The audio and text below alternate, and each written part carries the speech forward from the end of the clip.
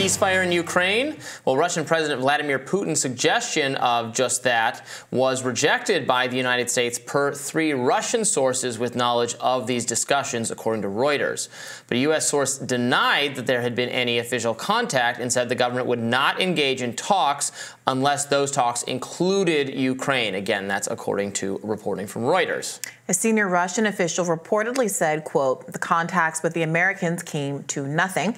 And another Russian source said the Americans told Moscow they would not discuss a possible ceasefire without the participation of Ukraine. So the detail here, if this did actually take place, was that Vladimir Putin was not going to give up any of the territory he had acquired in the course of this war, but was willing to freeze the conflict in the current situation and have no more fighting, which would be a good thing to stop having people on both sides of the conflict, but in particularly Ukraine, the invaded party, continue to have this awful loss of life.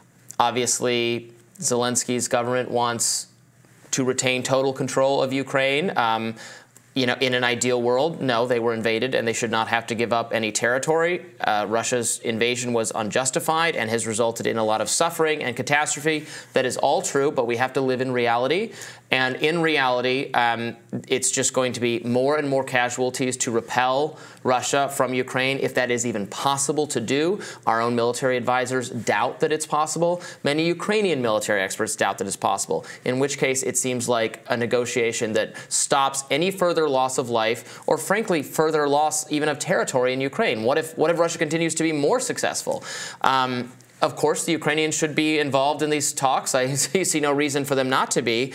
But if Zelensky is still taking a maximalist position and then infinitely expecting us to fund it, look, he's going to be out of luck. Now, President Biden has been tweeting over and over and over again condemnation of Republicans for history is watching because you're not going to send more funding.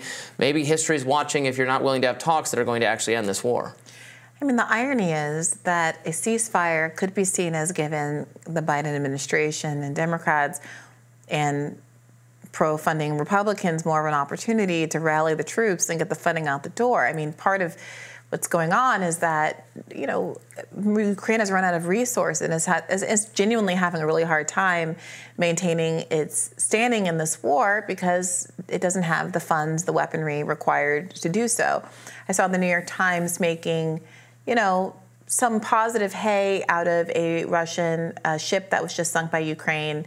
But the article also has to acknowledge that that's a rare kind of bright spot in terms of Ukraine's successes in this war on land. They're really, really struggling. Yeah. But I think the converse is actually true, that it's not that having a ceasefire would give Biden and pro-Ukraine Congress members an opportunity to try to rally one of these packages through. And the reality is that they think that if the war pauses, if there is a ceasefire, they lose their urgency argument for pushing one of these packages through, especially now in the middle of this election year, especially with the instincts, the needs that Trump sees, the political ramifications for Donald Trump and being able to say that he opposes it. I guess in some ways, I think Biden could take a political win if he negotiated an end to this war and we no longer had to send them any money. Maybe Democrats wouldn't see it as a win, but a lot of actual voters would see it that way. It's not about politics. Yeah. Ukraine has been a losing political issue for Biden forever. Same with Israel. He doesn't care that Ukraine is unpopular. He doesn't care that Israel is unpopular. War is never popular, and there are bipartisan majorities of people who want to go to war all the time because it's just not about what the people want. So the desire to weaken Russia, to have global dominance, to be able to put our weapons where we put them, whether it's Ukraine or it's Israel, is always a motivating factor here. And everything else is just public perception management. And, you know, interestingly, this is a kind of a no-man's zone we're in right now with these Republican holdouts being willing to hold and able to hold things up because of the close margins in both chambers. And I really don't know what's going to happen.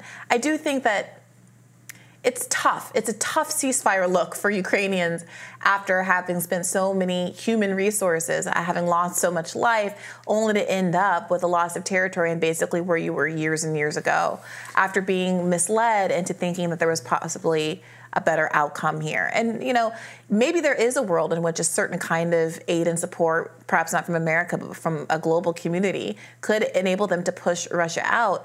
But the experts seem to be unwilling to articulate a plan in which that is likely, and that suggests to me that it's almost next to an impossibility. Yeah, I mean, it sounds like sunk cost fallacy, right? When you're like, well, we've already spent so much to get to this point, we got to keep spending, or else that will be wasted money. No, no, no, it was already wasted. All you can do is waste more money and lives. Again, who are they're having recruitment problems for their army? Who is going to use these weapons we're giving them? Where are these weapons going to end up, frankly, if then they're killed and more territory is taken? Do those weapons fall into Russians' hands eventually? We've had this whole problem in the Middle East in the past with terrorist groups eventually arming themselves with the supplies we've left behind in Afghanistan and Iraq. There's been so much terrific and horrifying reporting on what ISIS has been able to do with weapons they got from us indirectly. This is that situation all over again, and it just seems very like it could be. I mean, you're right. They don't see it that way because the elites in both parties are so much more hawkish than the people. But I think it could be taken as a real victory at a time Biden sorely needs one, if he were to think it through a little bit more. Now, Elon Musk also wants to see the United States stop funding Ukraine in its fight against Russia. He wrote on Twitter, I believe, having these boys die for nothing is wrong and needs to stop. Yeah, a sentiment. Again, he's not alone in expressing that. A lot of people are expressing that. So I believe we also have a video of John Kirby we were going to play. Another kind of political gaffe has emerged from the Biden administration. The ongoing nature of these two conflicts has exposed how unprincipled some of the positions this country takes toward foreign aid really are.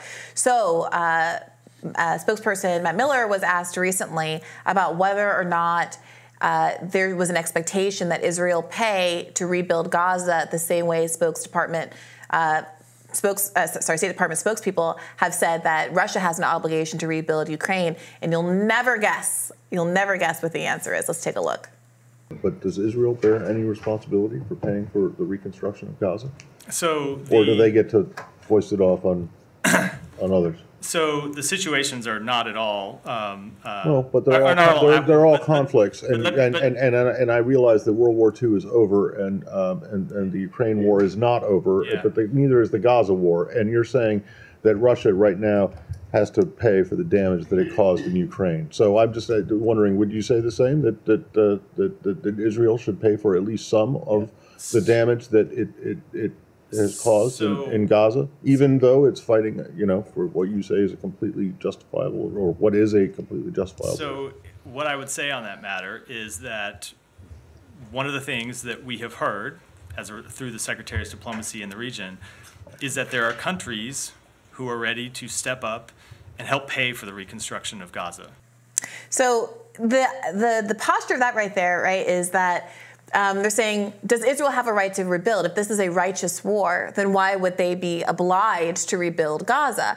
And so there's kind of this talking out of both sides of your mouth. If Israel is doing everything that it's entitled to do to defend itself, et cetera, why would it not just build, but rebuild, pay to put back up what it has just destroyed? And so Miller's trying to get around that by saying, well, it wouldn't be necessarily Israel that's paying the money to rebuild Gaza. It would be all of these other countries, thus not casting any kind of implication on the righteousness of Israel causing this destruction in the first place. Well, I mean, I don't know. We helped rebuild Europe after Right. But World was there War an II obligation to do so, or was that just the way the history shook out and a choice to do so? Yeah. The question is there an obligation for Israel to do that? And the idea that an obligation might only attach if your destruction was in the wrong in the first instance. I see. More Rising right after this. Stay with us.